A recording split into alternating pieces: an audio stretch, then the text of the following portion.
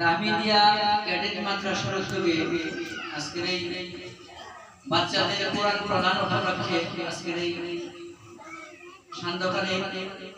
অনুষ্ঠানে সম্মানিত আলিমগণ, আমাদের মসজিদের সম্মানিত ইমাম হাফেজ শরীফুল ইসলাম, আমাদের পার্শ্ববর্তী মসজিদের ইমাম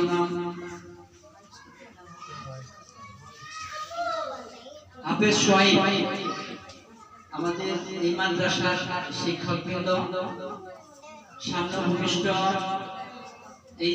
মাদ্রাসার ছাত্রদের বিভিন্ন অভিভাবক অভিভাবিকা বৃন্দ, প্রিয় ছাত্রছাত্রী ভাই বোনেরা, আসলে স্কুল কলেজ মাদ্রাসা একটু ভিন্ন। দিন